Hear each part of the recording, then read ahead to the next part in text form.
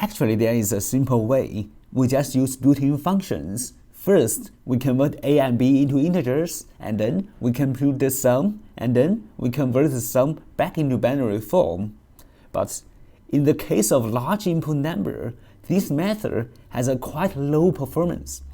The overall algorithm has O of n plus m time complexity, so during your interview, this drawback could be used against you. Let's try to write a solution for this problem. First, we can just print turn them into integer, a and b into an integer. Oh, it is still don't change, so we should turn them the binary into an integer with 2 and 2. So the 1 1 will become 3, and the 1 0 1 0 will become 10, and we can add them out to get the sum. So it will become 4 and 20, and then we can just turn them into a binary, turn them back to the binary. Just use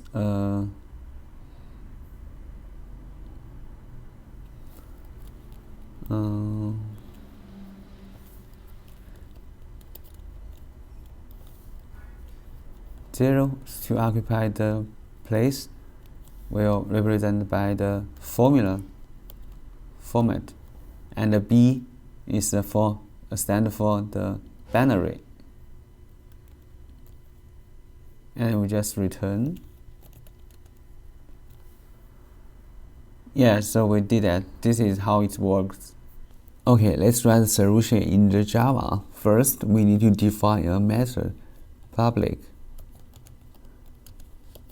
string add by binary.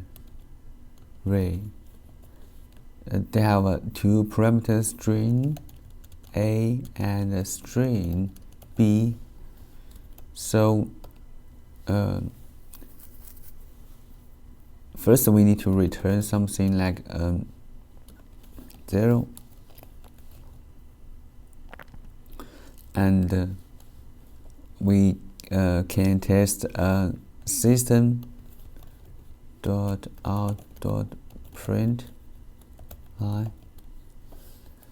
and first let's try the integer.parse int. So this can convert a into a binary, and then we can add them together. Add b, and then we can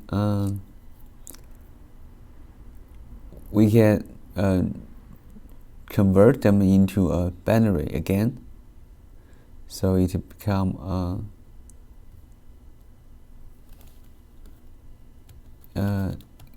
integer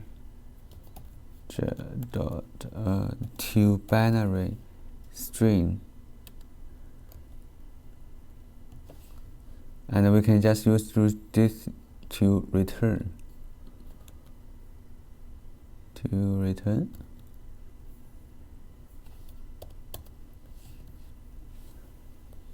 Yes, this is how it works in the Java.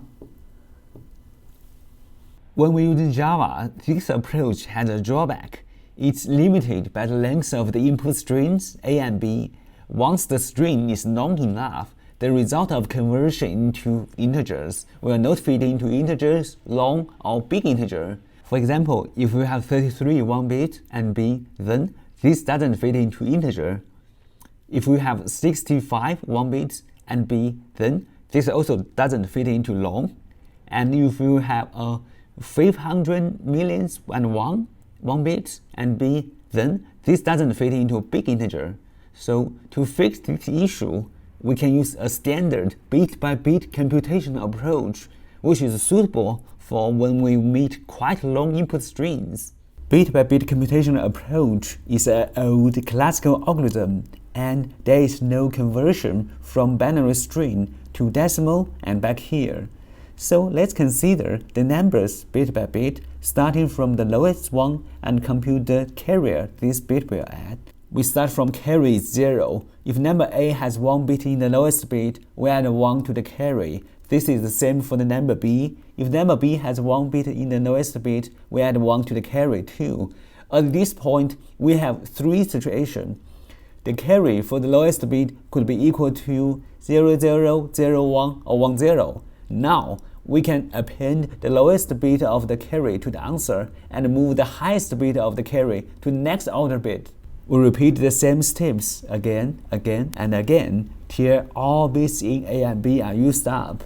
If there is still non-zero carry to add, we add it. Finally, we reverse the answer string and the job is done. So let's analyze the complexity. The time complexity is O of maximum of n and m. Well, n and m are the lengths of the input strings A and B, and the space complexity is also O of maximum of O and n and m to keep the answer. So let's implement the algorithm in Python. First, we need to allocate the space by, let's say, n, and n is to how many space we have to use. So it is the max of the length of A string or length of the B string. So which one is bigger we'll take for our space. And then we have A and B. They need to fill into some zero if it is have a rest space. Like, let me for example, like A z field, B dot z field, and it's also n. So let's print it out, A and B. So let's say the 1 1. So the B is 1 1, and when to fill into the n space will become 0 0 to fill into the rest of space, and then we are done. We are trying to declare carry is 0, and it starts from 0, and our answer is our result. It is the empty space to hold our result. And let's start. We can have a for loop for I in range. It starts from the last element and to the first element 0, and every time iterate decrement by 1. If A at I is 1, then the carry is increment by 1. If the B at I is 1, then the carry also increment by 1. So, but if the both A and B is 1, then 1 plus 1 is 2. So if it is 2, we need to become a 0, 1 0, right? To carry over 1 bit. 1 2 is 1. So if it is modular by 2, remainder 1, that means we can append the result 1. Else means it is a 0, we just append the 0. And then if the carry is divide by 2 remaining 0, means we need to take another to carry over 1 bit. And then finally, if the final result we get 1 more carry over 1 bit. If carry still have a element is 1, then we just also append it, but it will append to the first, the highest order. So we are done. We just before we return, we need to reverse because we add from the reverse direction, and then we can return the by join the A answer. Wait a minute. Oh, so we are done. Let's try another approach, bit manipulation. Here, the input is more adapted to push towards approach 1, but there is a popular Facebook variation of this problem when interviewer provides you two numbers and asks you to sum them up without using any additional operation. No addition. Okay, bit manipulation then. So how do we start? There is an interview tip for bit manipulation problems. If you don't know how to start, let's start from computing XOR for your input data. It's a sum of two binaries without taking carry into account. To find current carry, it's quite easy as well. It's AND of two input numbers, shifted one bit to the left. Now, the problem is reduced. One has to find the sum of the answer with carry, and without carry. It's the same problem to sum two numbers, and hence one could solve it in a loop. Remember, we should with condition statement while carry is not equal to 0. So the algorithm will work like this. First, we convert A and B into integers x and y. X will be used to keep an answer, and y will be used for carry. Well, carry is a non-zero, y is not equal to 0, and current answer without carry is XOR of x and y, and current carry is left-shifted AND of x and y. Then the job is done. We can prepare for the next loop. So answer is assigned to x and carry is assigned to y. Then we just return x in the binary form. Let's discuss the performance. Here, we deal with input numbers which are greater than 2 to the power of 100.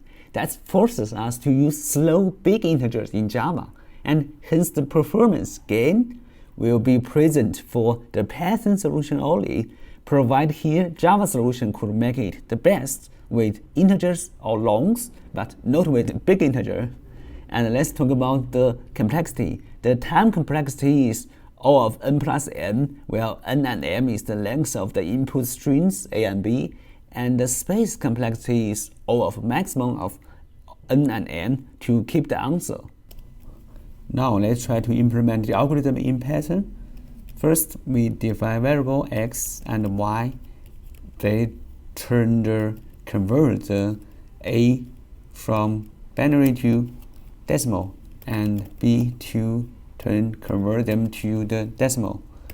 So they will hold the value, and we'll use a while loop while y is bigger than 0 and it's not 0. Then the answer is x XOR y, and carry is x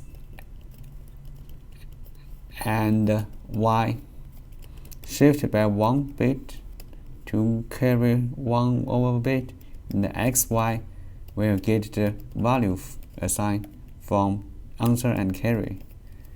And then we can return the turn them to the binary again, x, and